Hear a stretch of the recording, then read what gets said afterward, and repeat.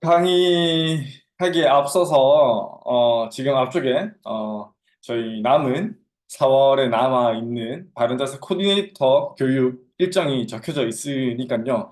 잘 한번 확인하시고 꼭 참석하셔서 좋은 정보도 많이 얻어가시기 바랍니다.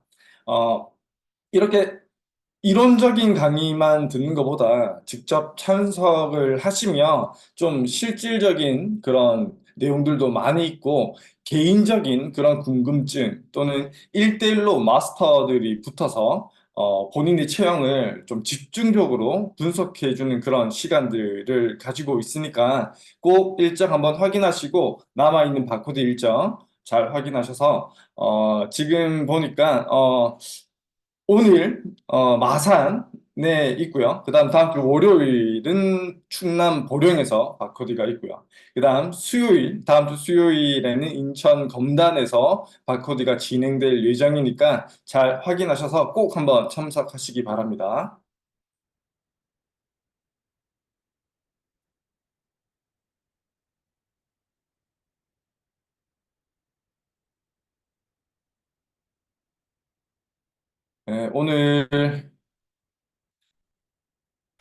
네, 오늘 강의할 내용은 바른 수면 자세입니다. 바른 수면 자세.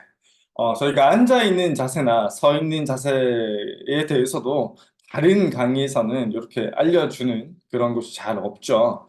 더군다나 우리가 바른 수면 자세에 대해서는 뭐 좀 대충 좀 약하게 한번 들어보신 분들은 있으실 테지만 좀 구체적으로 좀 자세하게 어떻게 자야 되는지에 대해서 들어보신 분들은 잘 없을 거라고 생각을 해서 어떻게 자야 되는지에 대한 어떻게 자야 되는지에 대한 이런 강의를 한번 준비해 봤습니다.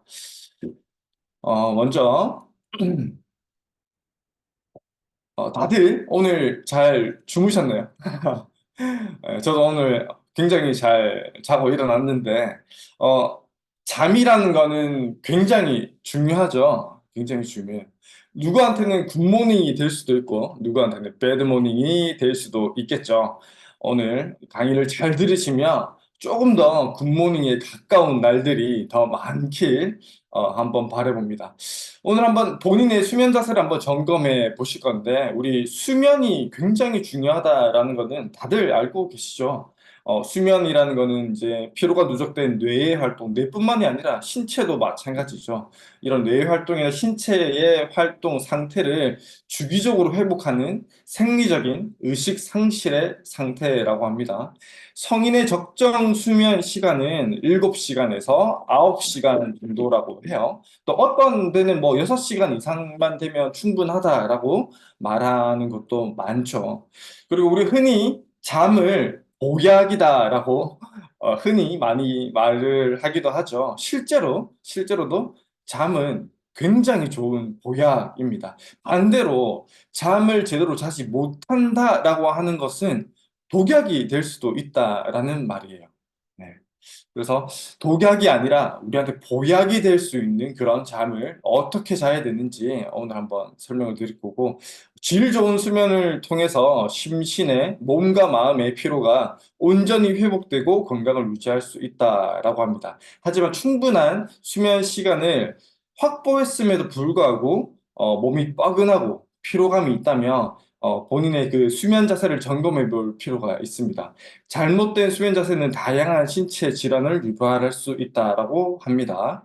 수면 시간도 중요하지만 7시간에서 9시간이라는 그 수면 시간도 중요하지만 그 수면의 양뿐만이 아니라 수면의 질도 굉장히 중요하다라는 말이죠. 이 수면의 질을 좀 좋게 만들기 위한 오늘 수면 자세적인 측면에서 수면의 질을 좋게 할 수 있는 방법들에 대해서 한번 알려드릴 겁니다. 일단 제일 첫 번째 보실 수면 자세는 옆으로 누운 자세예요. 굉장히 많은 분들이 다양한 수면 자세를 취하고 계시죠. 예. 처음 볼 자세는 옆으로 누운 자세인데, 이 옆으로 누운 자세가 우리가 신체적으로 봤을 때 굉장히 많은 신체에 영향을 끼칠 수 있습니다. 첫 번째, 지금 앞서 보여드리는 이 사진을 봤을 때는 어디에 가장 큰 문제를 일으킬 수 있을까요? 예. 보시면 이 허리 쪽이다라는 거죠. 허리가 보시면 우리가 항상 이제는 출첵 강의도 많이 들으시고 바코드 강의를 현장 바코드 강의를 들으신 분들은 이제는 다들 아시겠지만 허리는 앞으로 살짝 휘어진 전만 자세, 약간의 전만 자세를 취해주는 게 굉장히 좋지만 이런 수면 중에 허리를 계속 구부리고 있는 자세를 취하게 된다라고 하면 당연히 허리에 굉장히 큰 부담을 느낄 수밖에 없겠죠. 그래서 장시간 허리를 구부리고 있다가 아침에 일어났을 때 허리를 펴려고 하면 허리 펴기가 힘들어진다든지 또는 바로 누워서 앞으로 허리를 숙이면서 벌떡 일어날 때 허리를 뜨끔한다든지 하시는 분들. 아침에 일어났을 때 또는 아침에 눈 뜨자마자 또는 아침에 일어나서 자리에서 일어날 때 허리가 불편한다든지 또는 허리를 바로 펴기 힘들다든지 하시는 분들은 아마 주무시면서 허리를 계속 구부리고 있었을 가능성이 크다라는 거예요. 그래서 옆으로 눕게 되면 특히 옆으로 누워서 새우잠을 잔다든지 좀 웅크리고 주무시는 그런 수면 습관을 가지고 계신 분들은 허리에 굉장히 좀 부담을 줄 수 있다라는 거죠. 그래서 아침에 특히 허리에 통증이 있거나 허리가 불편하신 분들은 내가 어떻게 자는지를 한번 잘 체크해 보실 필요가 있어요. 특히 허리를 숙이는 이러한 동작들 같은 경우에는 허리 디스크가 있으신 분들한테 굉장히 안 좋습니다. 그래서 허리 디스크 경향이 있으신 분들 또는 최근에 허리 염좌, 요추 염좌, 요추 좌상 같은 병명으로 허리를 좀 불편감을 가지고 계신 분들은 허리를 이렇게 굽히고 자진 않는지를 잘 체크해 보실 필요가 있어요.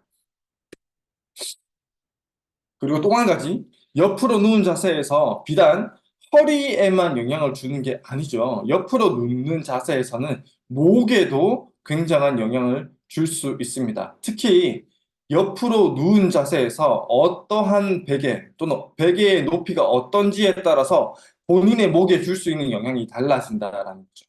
그래서 제일 왼쪽 상단에 보이시는 높은 베개를 사용했을 때, 높은 베개를 사용했을 때는 목이 휘어지게 되겠죠. 휘어지게 됩니다. 예, 낮은 베개도 마찬가지예요. 낮은 베개를 쓰시면 목이 바닥 방향으로 목뼈가 휘어지게 되겠죠. 목뼈뿐만 아니라 상부 등뼈부터 시작해서 목뼈까지가 이렇게 휘어짐이 발생하게 됩니다. 높은 베개도 마찬가지고요. 그래서 옆으로 내가 누울 수밖에 없다. 반드시 옆으로 누워야 된다. 예를 들어 역류성 식도염이 있으신 분들은 왼쪽으로 돌아 누우시는 게 좀 더 편하긴 해요. 왼쪽으로 누우시는 게. 그리고 임신 중에 거의 만삭에 가까우신 분들은 바로 눕기가 불편하시죠. 그래서 옆으로 눕는 게 좀 더 편해질 수밖에 없을 거예요. 그래서 옆으로 누울 수밖에 없는 상황이다라고 하면 목뼈가 휘어짐이 생기지 않도록 적당한 높이를 맞춰 주셔야 돼요. 너무 낮아도 안 되고 너무 높으셔도 안 됩니다. 그래서 주무시고 난 다음에 내가 옆으로 자는 자세로 자는데 항상 아침에 일어나면 목이 굉장히 뻐근하고 불편하시다라고 하면 베개의 높이를 잘 세팅하셔야 될 필요가 있어요. 그리고 또 한 가지 옆으로 누웠을 때 보셔야 될 것들이 바로 골반의 편위예요. 골반의 편위. 지금 이 골반의 자세를 한번 잘 보시면, 골반의 자세를 한번 보시면, 골반과 허리가 오른쪽으로 편의되어 있어요. 오른쪽으로 편의되어 있습니다. 골반과 허리가 오른쪽으로 빠져 있는 상태로 주무실 수밖에 없어요. 더군다나 바닥이 딱딱하면 딱딱할수록 골반은 외측으로 더 많이 편의될 수밖에 없을 거예요.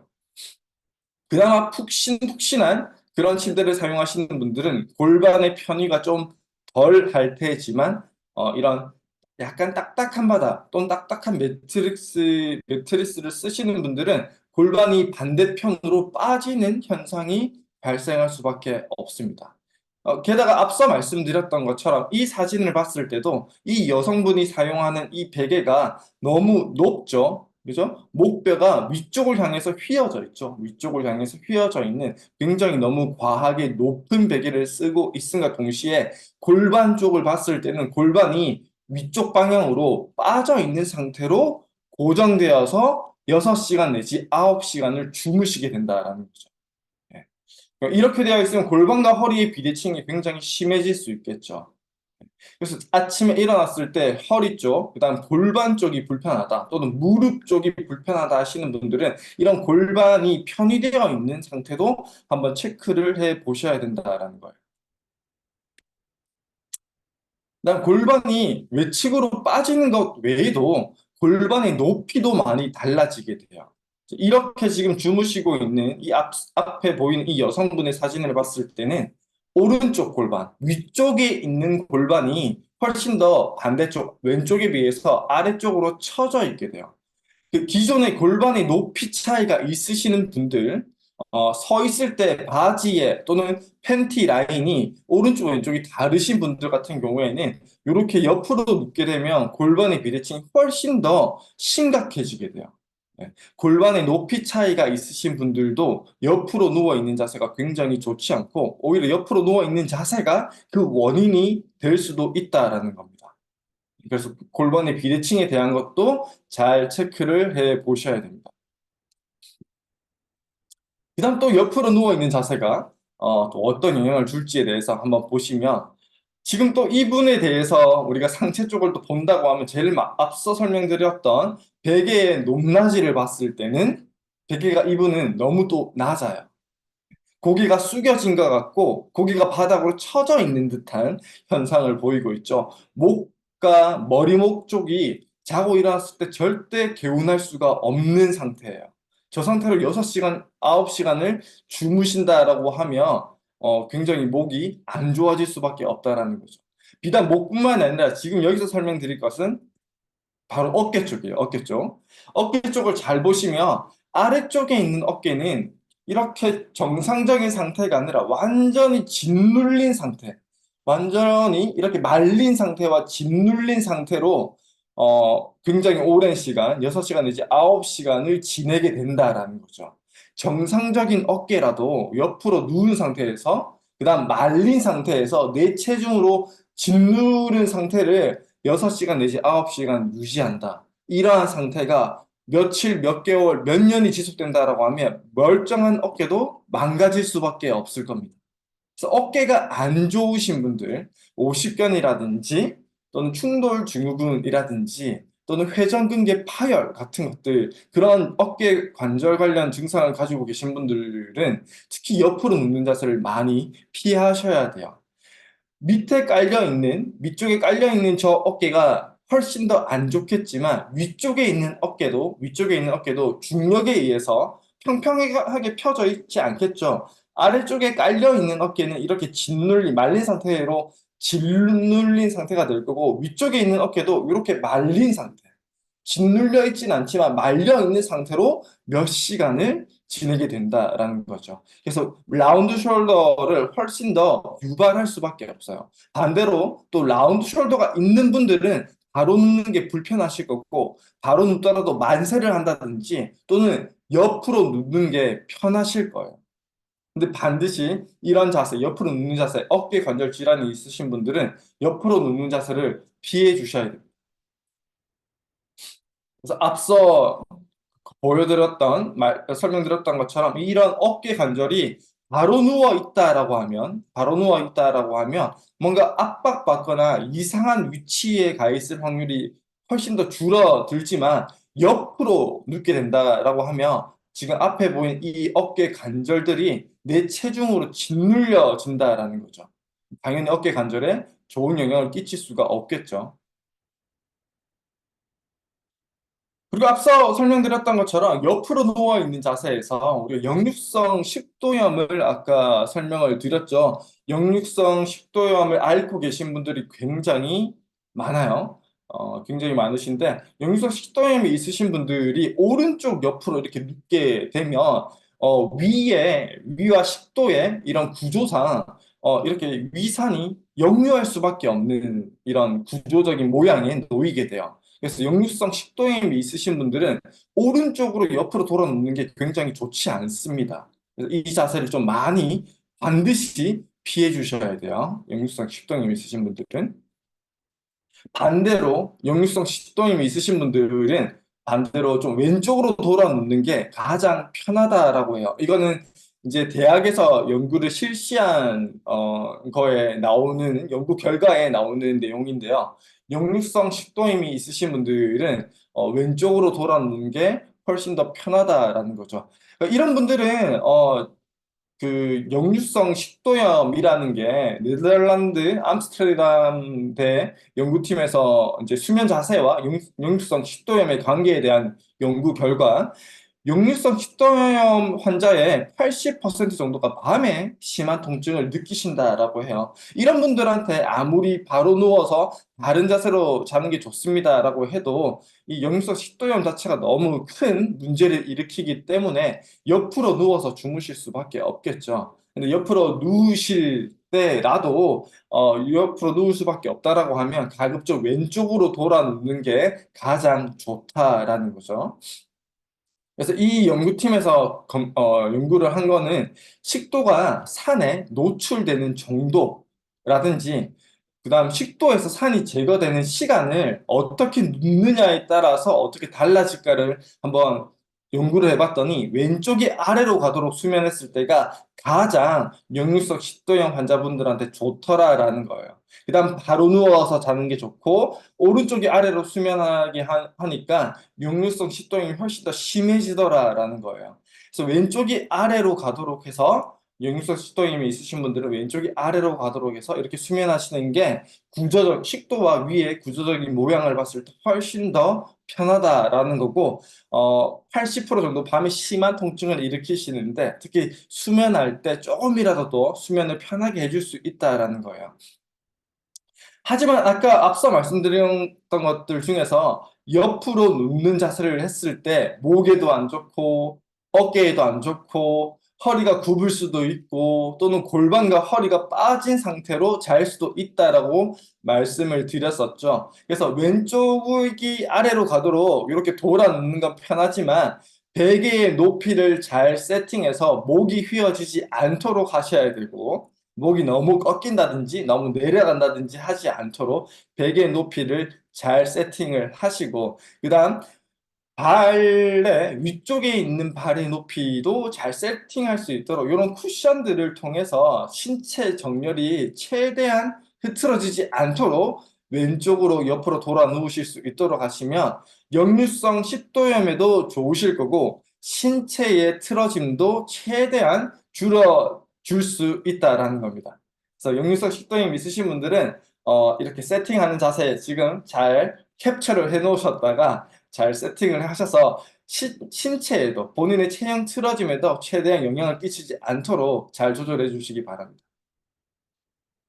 그다음 엎드려 누우시는 분들도 있죠. 엎드려서 주무시는 분들도 간혹 있습니다. 이런 분들은 지금 앞서 보이시는 것처럼 앞에 보이시는 것처럼 당연히 허리에 좋지 않아요. 허리에 좋지 않습니다. 특히 엎드려 누워서 주무시는 분들 같은 경우에는 협착증이라든지 후관절 증후군 또는 여추 분리증, 그다음 척추 전방 전이증 같은 증상이 있으신 분들한테 굉장히 좋지 않습니다. 네. 엎드려 누워서 주무시는 자세를 피해 주셔야 돼요. 이런 분들은. 뿐만이 아니라 머리 목의 자세에서도 굉장히 좋지 않아요. 고개나 등뼈가 살짝 젖혀진 상태에서 잘 수밖에 없겠죠. 옆으로 누웠을 때는 좀 구부려지고 좌우로 움직여지는 경우가 더 많지만 엎드려 눕게 되면 우리가 엎드려 누웠을 때 고개를 바로 하고 누울 수 없죠. 고개를 한쪽으로 이렇게 돌려야 될 수밖에 없어요. 거기다가 베개 같은 걸 쓰실 테니까 고개가 뒤로 이렇게 젖혀질 수밖에 없겠죠. 고개가 돌아가고 젖혀지는 그런 현상이 발생하니까 머리목에 좋은 영향을 줄 수가 없을 겁니다.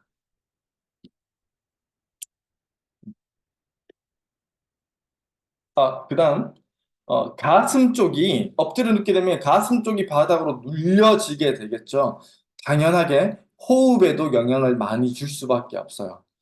내 체중에 의해서 내 흉곽이 또는 내 폐가 지그시 눌려지는 상황이 발생하기 때문에 내 호흡을 100%다 하실 수가 없어서 호흡이 좀 모자랄 수밖에 없어요. 네, 호흡에도 영향을 준다, 엎드린 자세가. 그래서 이런 엎드린 자세가 편하신 분들이 있어요. 그 왼쪽에 지금 보이시는 분들은 체형이 아주 바른 분들이에요. 이 체형이 아주 바른 사람은 바로 눕는 게 편해요. 반대로 오른쪽에 있으신 분 같은 경우에는 허리가 꺾여 있죠. 요추 전만증을 가지고 계신 분들은 바로 누우면 허리가 뜨는 느낌 때문에 허리가 좀 불편해요. 그래서 옆으로 눕거나 또는 엎드려 눕는 게 이분들한테는 더 편해요. 그래서 엎드려 눕는 게 편하신 분들은 지금도 엎드려 눕는 게 훨씬 더 편해서 엎드려 누워서 주무신다라고 하시는 분들은 아마 사진을 찍어보면 체형 사진을 찍어보시면 허리가 꺾여 있는 요추 전만증을 가지고 계신 분들이 훨씬 더 많을 거예요. 그래서 엎드려 누워서 주무시는 자세를 봤을 때 지금 이 사진에서도 보이는 것처럼 팔도 옆으로 자연스럽게 11자로 둔 상태를 할 수 없겠죠. 이렇게 벌린 상태로 주무실 수밖에 없기 때문에 어깨 관절에도 굉장히 안 좋아요. 어깨 관절에도 굉장히 좋지 않고 고개를 보시면 알겠지만 머리목을 보시면 알겠지만 고개를 가운데로 이렇게 두고 자면 베개에 숨이 막혀 죽겠죠. 그래서 고개를 한쪽으로 이렇게 돌릴 수밖에 없습니다. 고개를 돌린 상태에서 몇 시간을 고정해서 주무실 수밖에 없기 때문에 목에도 굉장히 좋지가 않아요. 그리고 목 뒤를 자세하게 보시면 목 뒤에 주름이 잡혀져 있죠. 목이 젖혀져 있다라는 거예요. 고개가 돌아가 있고 젖혀져 있다라는 거기 때문에 당연히 목에 안 좋은 영향을 끼칠 수밖에 없을 겁니다. 뿐만 아니라 발도 옆으로 누워서 엎드려서 주무시는 분들 같은 경우에도 발을 11자로 자연스럽게 두고 주무실 수가 없어요. 발을 이렇게 한쪽을 벌린다든지 할 수밖에 없기 때문에 고관절이나 골반에도 굉장히 안 좋은 영향을 끼칠 수밖에 없어요. 비대칭을 만들기도 하고 통증을 만들기도 합니다. 그렇다면 말씀드리는 건 엎드려 옆으로 누워서 주무시는 것도 좋지 않고 엎드려 누워서 주무시는 것도 좋지 않습니다. 그래서 나는 바로 잔다라고 하시는 분들이 있을 거예요. 근데 바로 주무시는 것들도 우리가 이런 자세를 세팅되는 자세들을 잘 체크해 보실 필요가 있어요. 바로 누웠을 때도 고개를 한쪽으로 이렇게 돌린다든지 또는 만세를 하고 주무신다든지 지금 또 보이시는 것처럼 베개의 높이가 너무 높다든지 하는 그런 현상이 발생할 수도 있어요. 그래서 베개 높이에 대한 말씀을 좀 드리면 왼쪽의 사람과 오른쪽의 사람은 선호하는 베개의 높이가 다를 수밖에 없어요. 그 예를 한번 보여드리면 이 두 사람은 이렇게 눕혀봤을 때 눕혀서 침대에 딱 눕혔어요. 침대에 눕혔을 때 등이 닿는 위치까지 한번 세팅을 해보자라고 했을 때 오른쪽 하단에 보이는 사람은 뒤꿈치, 발, 종아리, 엉덩이, 등 뒤통수가 자연스럽게 다 닿아 있어요. 자연스럽게 다 닿아 있습니다. 반면에 왼쪽 상단에 보이는 사람은 등을 기준으로 매트리스를 다 댔을 때 발도 닿지 않고 허리도 닿지 않고 떠 있고요. 머리도 떠 있어요. 그래서 저 머리를 받치려고 하면 왼쪽 상단에 있는 분들은 편안하게 누우시려고 하면 굉장히 높은 높이의 베개를 베셔야만 편해지실 거예요. 반면에 오른쪽 하단에 있는 분은 적당히 낮은 베개와 목 사이만 잘 받쳐지는 목의 높이를 잘 받쳐지고 머리는 아주 낮게 편안하게 받쳐지는 베개를 쓰신다라고 하면 굉장히 편하실 거예요. 그래서 높은 베개를 쓰시는 분들은 본인의 자세가 애초에 구근등과 거북목을 가지신 분들은 높은 베개를 쓰시는 게 훨씬 더 편하게 느껴지실 거예요. 그래서 이런 높은 베개를 쓰는 이 남자분 같은 경우에도 오른쪽 사진을 봤을 때 왼쪽의 자세에 훨씬 더 가까울 확률이 높다라는 거죠. 그래서 이 세 가지 목의 커브를 한번 보여드릴 거예요. 제일 왼쪽에 있는 목의 커브는 일자목 또는 리버스 커브. 목의 전만이 완전히 사라져 있는, 요즘 흔하게 목이 아파서 엑스레이 찍어보신 분들은 일자목이라는 진단을 아주 흔하게 받으실 분들이 많을 거예요. 아주 많을 거예요. 그냥 정상적인 목을 가지신 분이 있고, 제일 오른쪽은 우리가 일반적으로 많이 보는 구분등과 거북목 자세를 가진 사람이에요. 이 세 사람도 눕혀봤을 때는 어떤 차이가 있냐라고 했을 때, 일자목이나 리버스 커브를 가지신 분들은 베개를 안 베는 게 훨씬 더 편하다라고 느끼실 거예요. 반면에 정상적인 목의 커브를 가지신 분들은 조금 낮은 베개, 6cm 이하의 낮은 베개에다가 목이 받쳐지는 베개가 편하다라고 느끼실 겁니다. 반대로 구분등과 겉목을 가진 제일 오른쪽 사람은 굉장히 높은 베개를 베어야 편하다라고 느껴질 거예요. 그래서 본인이 지금 베개를 베지 않는 게 편하다, 또는 베개를 엄청 높게 베는 게 편하다라는 거는 그만큼 본인의 머리목 자세가 잘못되어 있다라는 거를 반증하는 거예요. 반대로 이런 분들이 아주 목이 너무 자고 일어났을 때 불편해서 요즘 목에 좋다는 경추 베개를 사용하신다라고 하면 그 베개가 굉장히 불편하게 느껴지실 거예요. 당연히 그럴 수밖에 없어요. 일자목 커브나 겉목을 가지신 분들은 정상적인 목의 커브를 받치는 아주 좋은 경추배기를 쓰시면 매우 불편해요. 적응하는 기간이 필요합니다. 필요합니다. 한 3일 내지 3주, 3개월 정도의 적응 기간이 필요해요. 마치 체형이 엄청 틀어지신 분들이 특허받은 있는 바른 자세를 입었을 때 느끼는 불편감과 똑같아요. 똑같습니다. 목 라인이 아주 정상적이신 분들은 시중에 나와 있는 경추 베개를 쓰면 굉장히 편해요. 편합니다. 반대로 그런 베개가 엄청 불편하게 느껴지시는 분들은 베개가 잘못된 게 아니라 본인의 목이 잘못된 거다라고 생각하시면 되고, 거기에 충분한 적응 기간을 가져가셔야 될 이유가 있다라고 생각을 해주시면 될 것 같습니다. 그래서 실제로 한번 세팅을 이렇게 한번 해봤어요. 세팅을 실제 예로 조금 높은 베개예요. 이런 높은 베개를 이제 쓴다라고 가정을 해봤을 때 아주 일반적인 정도의 수준이죠. 굉장히 높지도 않습니다. 일반적인 수준의 높은 베개를 사용을 해봤더니 얼굴면이 턱이 아래로 눌려져 있어요. 얼굴면이 수평이 되어져 있지 않습니다. 동시에 목 앞쪽에는 주름이 생겨져 있어요. 주름. 예. 목에 주름이 많다고 고민하실 게 없어요. 스스로 누워서 주무시면서 목에 주름을 만들고 있을지도 몰라요. 하루에 6시간 내지 9시간씩. 수면 자세를 반드시 한번 체크해 보실 필요가 있어요. 특히 옆으로 본인이 평소 쓰시는 베개를 쓰시고 다른 사람한테 부탁을 하셔서 옆으로 누워있는 이 앞쪽에 있는 사진처럼 사진을 찍어서 한번 확인을 해보세요. 본인의 얼굴면과 목 앞쪽의 주름이 어떻게 되어져 있는지 한번 확인해 보시는 게 굉장히 좋은 그런 검사 방법이 될 수도 있어요. 목 건강과 목 주름을 체크하는데 굉장히 중요합니다. 반대로 베개를 아예 안 써보기도 했어요. 베개를 아예 안 쓰니까 얼굴면은 수평이지만 목은 여전히 주름이 잡혀져 있어요. 일자목 상태가 여전히 유지되어져 있다라는 거죠. 목에 안 좋은 영향을 줄 수도 있고 목주름을 계속해서 만들어낼 수도 있을 겁니다. 반대로 목만 한번 받쳐봤어요. 이런 분들이 있더라고요. 뭐 목침만 쓴다 또는 수건을 말아서 목 밑에만 베고 베개는 쓰지 않는다라는 분들이 있더라고요. 그런 분들의 예를 한번 들어봤는데 목의 주름은 없어졌어요. 목의 주름은 없어졌지만 턱이 이렇게 내밀어져 있죠. 턱이 내밀어져 있는 자세가 되어져 있습니다. 그래서 목만 받치는 것도 좋지 않습니다.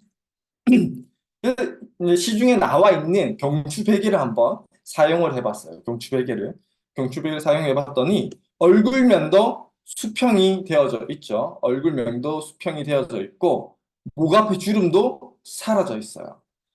그래서 집에서 쓰시는 어떤 베개를 쓰셔도 괜찮아요. 어떤 베개를 쓰셔도 괜찮아요. 낮은 베개여야 되고 목 라인이 받쳐질 수 있어야 돼요. 우리 일반적인 손베개를 쓰셔도 돼요. 손베개, 낮은 손베개를 쓰시고 머리가 베기지 않을 만한 낮은 손베개를 쓰시고 목 쪽은 보드라운 수건을 돌돌 말아서 목만 따로 조금 받쳐주시면 돼요. 세팅하는 거는 어깨 중심선에서 귀가 일직선상에 있으시면 돼요. 어떤 거냐면 이 어깨 중심 있죠? 어깨 중심에서 귓구멍이 일직선상에 있으시면 됩니다. 세팅했을 때. 그리고 얼굴면이 수평이셔야 돼요. 얼굴면이 수평이셔야 되고 목 앞쪽이 주름이 없으셔야 됩니다. 예.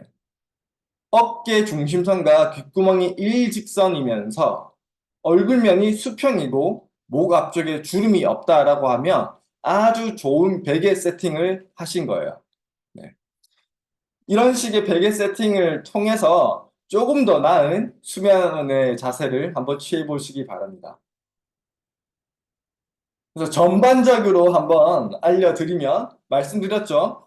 이런 경추 베개가 없으셔도 된다고요. 지금 사진에서처럼 그냥 일반적인 베개를 쓰셔도 되고 목 라인만 따로 조금 받쳐주시면 돼요. 그래서 목 앞에 주름이 생기지 않도록 어깨 중심선과 귓구멍이 일직선상에 있을 수 있도록 얼굴면이 수평일 수 있도록 해주시면 되고요. 그다음 허리 쪽 라인이 바닥과 뜨지 않도록 요추 전반을 잘 받쳐주는 그런 경도를 가진 침대를 사용해 주시면 되고, 그다음 무릎도 살짝은 구부려져 있는 게 좋아요. 그래서 무릎은 아주 낮은 무릎 베개 같은 것들을 사용하셔서 신체 전반의 수면 자세를 아주 잘 유지해 주시는 게 좋습니다. 그래서 결론은 어쨌든 신체만을 생각했을 때는 바로 누워서 주무시는 게 좋다라는 거고, 지금 앞에 보여주는 것처럼 이러한 세팅을 통해서 조금 더 신체가 편안하게 세팅될 수 있도록 바른 자세로 세팅될 수 있도록 만들어 주시는 게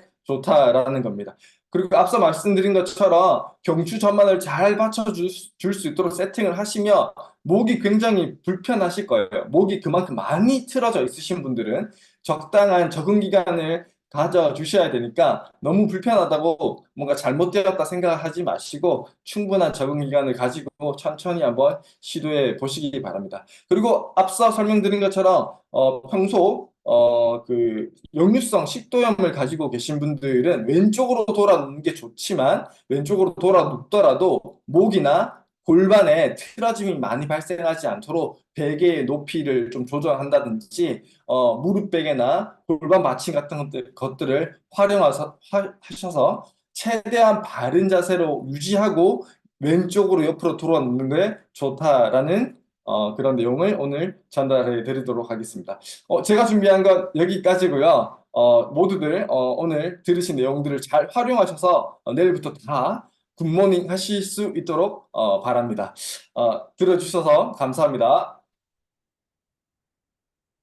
자, 오늘도 우리 슬리밍고 그룹에서 7번째로 잘생겼다고 소문나 있는 남자 우리 정은상 마스터님께서 정말 유익한 수면에 대한 자세에 대해서 말씀을 해주셨는데 베개 선정부터 여러분들에게 맞는 이런 자세를 잘 관리하시는 그런 꿀팁을 오늘 또 배워보는 시간이었습니다. 다시 한번 수고의 박수 한번 부탁드리겠습니다. 네, 감사합니다. 자, 이제 여러분들 스쿼트를 우리가 또 해야 되지 않겠습니까? 자, 그래서 오늘 스쿼트를 또 준비를 하시도록 하겠습니다. 자, 자리에서 일어나 주시고요. 하실 수 있는 분들 같이 참여해서 우리 또 같이 건강해질 수 있는 시간이 되면 좋겠습니다. 자료를 제가 또 같이 준비를 하고 한번 해보도록 하겠습니다. 자, 자, 그 전에 발목하고요, 허리하고 무릎하고 좀 풀어주시면 좋을 것 같습니다. 네, 미리 좀 풀어주시고요. 자, 오늘은 어제 삼삼 스쿼트를 했기 때문에 오늘 스쿼트 70개 하도록 하겠습니다. 다시 한번 우리 하루 1%씩 성장하는 여러분들에게 도전할 수 있는 한계를 더 도전하는 오늘 시간이 되겠습니다. 오늘 70개 진행을 할 건데, 예, 70개 같이 한번 해보도록 하겠습니다. 10개씩 7세트 가도록 하겠습니다. 자, 자세 잡으시고, 여러분들 다시 한번 말씀드립니다. 관객이 되지 마시고, 선수가 되시고, 관람객이 되지 마시고, 주인공이 되십시오. 여러분들이 참여하는 여러분들의 건강을 위해 도전하시기 바랍니다. 자, 첫 번째 10개 가겠습니다. 시작! 하나, 둘, 셋, 넷, 다섯, 여섯, 일곱, 여덟, 돌아오면서 후. 두 번째 10개. 하나, 호의 힘. 둘, 셋, 넷, 다섯, 여섯, 일곱, 여덟, 후. 아홉, 세 번째 10개. 하나, 둘, 셋, 넷, 절반 왔습니다. 여섯, 일곱, 여덟, 아홉, 네 번째 10개. 하나, 둘, 셋, 넷, 다섯, 후. 여섯, 뒤꿈치로 밀어 올리기. 일곱, 여덟, 아홉, 다섯 번째 10개. 하나, 둘, 셋, 넷, 호흡의 힘. 다섯, 몸이 기울어지면 안 되고요. 여섯, 일곱, 여덟, 아홉, 여섯 번째 10개. 하나, 둘, 다 와갑니다. 셋, 넷, 다섯, 코어 힘. 여섯, 일곱, 여덟, 아홉, 마지막 10개 갑니다.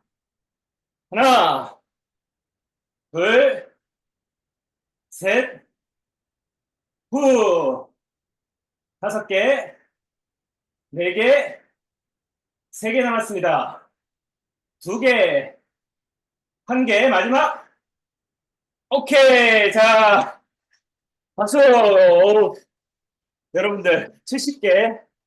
정말 쉽지 않은 도전인데, 70개를 또 성공을 하신 여러분들, 정말 대단하십니다. 자, 숨 고르기 하고, 잠깐 정비 좀 하겠습니다. 야, 울산 남구 선수촌, 오늘도 빼어난 자세를 여러분들 보여주셨습니다. 자, 숨 고르기 하겠습니다. 현재 시간 115분의 계정이 참가하고 계시네요. 크게 들이마시고, 내쉬고, 코로 크게 들이마시고, 내쉬고. 좋습니다. 천천히, 숨 고르기 하시면서, 몸에 힘들어요. 이산 전무님. 대단하십니다. 자, 이제 먼저 공지사항 드리겠습니다. 계속 말씀을 드리고 있습니다. 전설적인 미국의 경영자인 잭 웰치, 제네럴 일렉트릭사 G사의 전설적인 CEO였던 잭 웰치는 자신의 임직원들과 협력사에게 항상 이렇게 자신의 경영 철학을 이야기하고 중요한 메시지를 전달할 때는 700번을 반복할 생각을 하고 하라고 했습니다. 몇 번이요? 700번. 보통의 사람들은 우리들이 뭐 어떤 내용을 전달을 받아도 대부분 그걸 망각해버린다는 거죠. 내 삶에서 그렇게 영향력이 없다는 겁니다. 그래서 계속 말씀을 드리고 반복해야만 되는 것이 저의 책무이자 당연한 일이라고 생각을 하고 말씀을 드리고 있습니다. 4월 22일, 다음 주 월요일이고요. 오후 3시 33분에 저희 플레이 슬리밍고를 애플 폰을 쓰시는 분들은 앱스토어에서, 그 다음에 안드로이드 폰을 쓰시는 분들은 구글 플레이에서 플레이 슬리밍고를 검색하시게 되면 다운로드를 하실 수가 있습니다. 12초 만에 알아보는 당신의 체형 점수.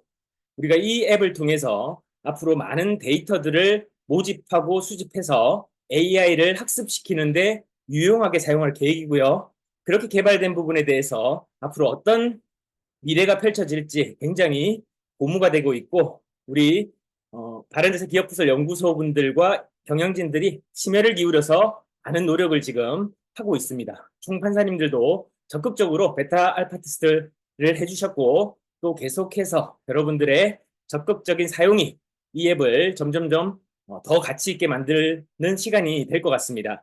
그래서 다음 주 월요일 11시 출첵 2부에서 국내 최정상 헬스케어 플랫폼 IT 전문가인 저희 플레이슬리밍고와 플레이슬리밍고를 공동 개발하고 있는 주식회사 피츠의 김한종 대표께서 참석하셔서 플레이슬리밍고 앱 다운로드 방법부터 개발 목적, 그리고 앞으로의 발전 단계에 대해서 여러분들과 한번 나누는 시간을 마련을 했으니 많은 기대와 참여 바라겠습니다. 그리고 이제 곧 다가오는 슬리밍고 그룹의 남은 2회의 비전 창업 설명회를 이제 준비하고 있습니다. 4월 23일 화요일은 오후 2시 반부터 서울 강남에 위치한 인터컨티넨탈 서울 코엑스 호텔에서 진행이 될 예정이고요. 그 다음 날인 4월 24일 수요일에는 울산에서, 그래서 경상 지역, 충청 지역, 호남 지역은 좀 더 적극적으로 활용을 하실 수 있는 이 울산에서 진행을 할 예정입니다. 롯데호텔 울산에서 진행이 될 예정이고요. 이때는 조금 특이하게 오후 5시부터 진행이 될 예정입니다. 그래서 시간이 없다, 시간 내기 어렵다, 그거는 이제 여러분들이 마음먹기 달린 것 같습니다. 어쨌든 오후 시간과 저녁 시간에 가까운 두 번의 시간이 남아있고, 교통편이 가장 좋은 도심권에 위치해서 진행을 하기 때문에 적극적으로 참여를 해주시면 감사하겠습니다. 자, 33 출첵 프로젝트 66일 미쳐라. 1부 바르게 건강하고 정은상 마스터님이 진행해 주셨고, 2부 바르게 잘 살아보자 151일차 진행하고 있는 저는 슬리밍고 그룹의 대표를 맡고 있는 엄태호라고 합니다. 저는 계속 성공하는 자기경영이라는 주제로 121번째로 이어나가고 있고요.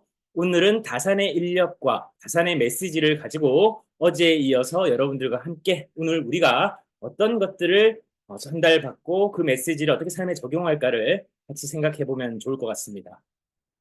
오늘은 한서의 문장인데요. 현명한 사람이 재산이 많으면 그 뜻을 상하게 되고, 어리석은 사람이 재산이 많으면 허물만 더하게 된다. 그래서 오늘 보시게 되면 돈이 많다라는 게 꼭 좋은 것만은 아니다. 현명한 사람이든 어리석은 사람이든 그 가진 것에 대해서 얼마만큼 그것을 유용하게 사용할 수 있을까에 대한 그 마음가짐, 이런 것에 대한 의미인데요. 현명한 사람과 어리석은 사람의 이제 차이는 생각하는 힘과 지혜의 유무이죠. 그래서 그 지혜를 어떻게 우리가 잘 다루느냐가 굉장히 중요한 것 같습니다. 그래서 남과 비교하는 게 부의 기준이 아니라 내가 가진 부를 어떻게 잘 사용할까가 우리가 생각하는 부의 기준이 돼야 되고, 그것을 지향하는 오늘이 되었으면 좋겠습니다. 그래서 오늘 다산의 메시지는 부귀해서 삶에 만족하는 것이 아니라 삶에 만족하기에 부귀해질 수 있는 것이다. 그래서 우리 돈만 많아지면 정말 행복해질 것 같고 인생이 끝날 것 같고 그런 생각들을 한 번쯤은 해보지 않습니까? 그러나 그런 것이 아니다. 내가 현재의 삶에, 여기 다사는 현재라고는 얘기 안 했습니다만은 이런 메시지들을 남겼던 그의 유배 생활을 우리가 생각을 해볼 때 결코 그는 만족할 만한 환경이 아니었을 거예요. 자신의 어떤 입신적인 입장에서는 정말 바닥이면 최하까지, 지하 땅굴까지 지금 떨어져 있는 태족의 어떻게 보면 상황에 있는, 모든 자신이 했던 모든 것들이 다 이제 그냥 산산조각이 나버린, 그리고 자신의 사랑하는 자녀, 두 아들도 출세할 수 없는 그런 입장이 돼버린 상황에서 그가 삶에 만족을 할 수 있었을까요? 그러나 그는 삶의 지금에 만족하기 때문에 그는 돈의 유무를 떠나서 돈에 초월하는, 초연해지는 그런 삶을 살 수 있었고, 정신적인 풍요로움을 누렸다. 그게 이제 부귀라고 오늘 우리에게 얘기를 하는 거죠.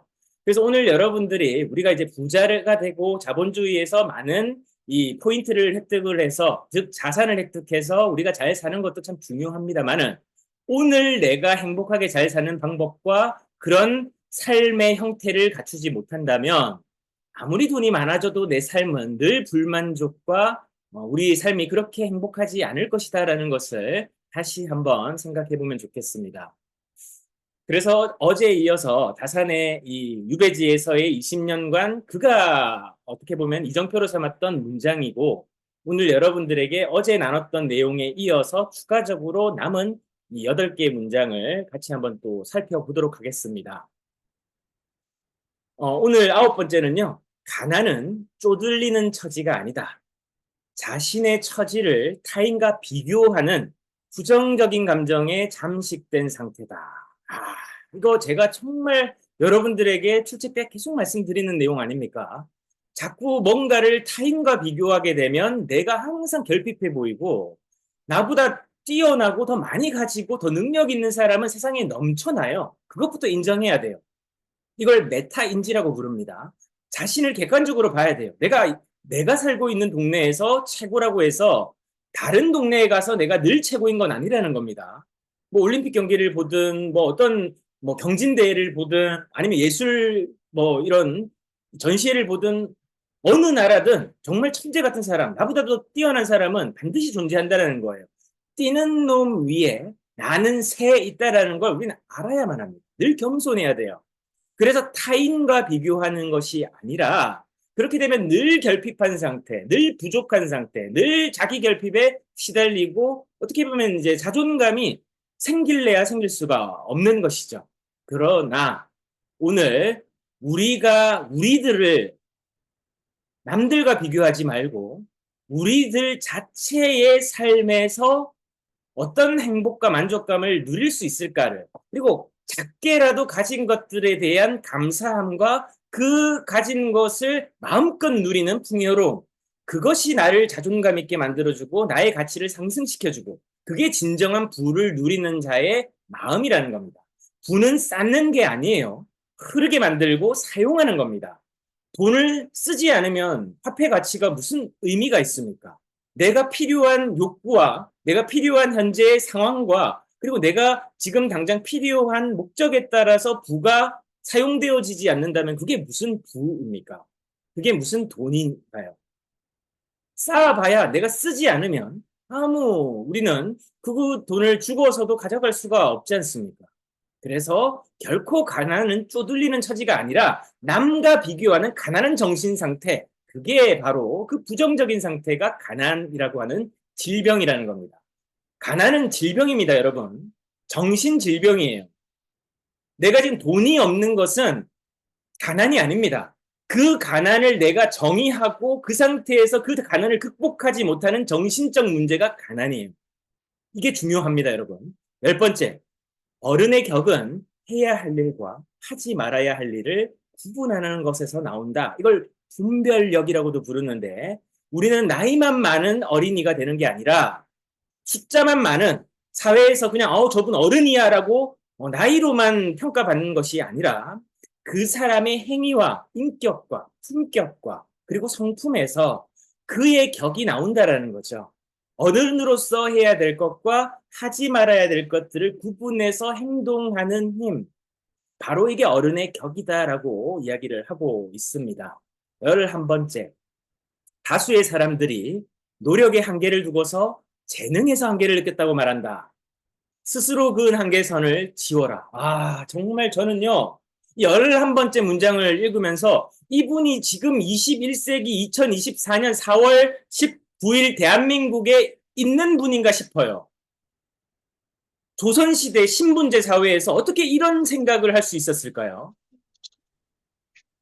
전 너무나 깜짝 놀랐습니다. 이거 지금 현재 제가 정말 자기계발서 많이 읽었고요. 지금도 어쨌든 그런 책들을 많이 접하고 있습니다. 그런데 그 책의 가장 중요한, 이거는 내 신경과학에서 말하는 가장 중요한, 지금 저와 여러분들에게 꼭 필요한 얘기예요.